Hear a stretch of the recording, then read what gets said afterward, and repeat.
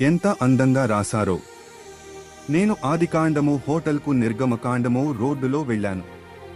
మార్గమధ్యలో లేవియకాండము, ద్వితీయోపదేశకాండము వద్ద ప్రజల సంఖ్యాకాండమును నమోదు చేస్తుండగా చూశాను. అదే సమయంలో యెహోషువ అందమైన గేటు దగ్గర న్యాయాధిపతులు కోసం ఎదురు చూస్తుండగా రూతు గట్టిగా సమూయేలు, సమూయేలు అని పిలుస్తూ కనిపించింది.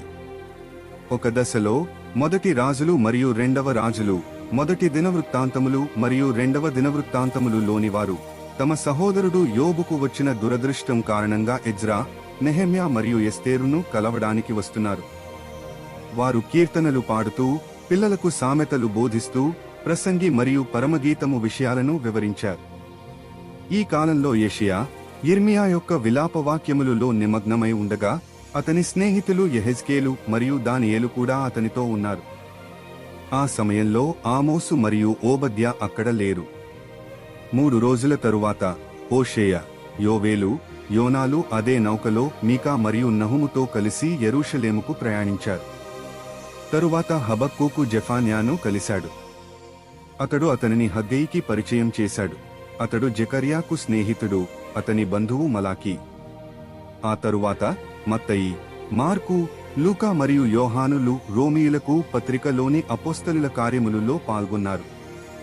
వారు కొరింథీయులకు మొదటి పత్రిక వలె ప్రవర్తించగా, కొరింథీయులకు రెండవ పత్రిక వారు ఎప్పుడూ గలతీయులకు పత్రిక వారితో విభేదాల్లో ఉండేవారు. అదే సమయంలో ఎఫెసీయులకు పత్రిక మరియు ఫిలిప్పీయులకు పత్రిక వారు కొలస్సీయులకు పత్రిక వారికి దగ్గరగా ఉన్నారని గ్రహించారు. దెస్సలోనీకయులకు మొదటి పత్రిక సందర్శనకు సూచన వచ్చింది. దెస్సలోనీకయులకు రెండవ పత్రిక సందర్శనలో ముందు తిమోతికి మొదటి పత్రిక మరియు తిమోతికి రెండవ పత్రిక సోదరులను కలవాలని నిర్ణయించారు. వారు తీతుకు పత్రిక ఇంటికి వెళ్లి అతని తమ్ముడు ఫిలేమోనుకు పత్రికకు చెందినవాడికి హెబ్రీయులకు పత్రికలో చదవడం, రాయడం నేర్పించారు. ఇది విన్న తరువాత యాకోబు పేతురుకు పత్రికను 2 సార్లు అడిగి, యోహాను మొదటి పత్రిక, యోహాను రెండవ పత్రిక, యోహాను మూడవ పత్రికలు ఎలా యూదా పత్రికకు ఈ ప్రయాణంలోని ప్రకటన గ్రంథమును వెల్లడించాయో వివరించమన్నాడు.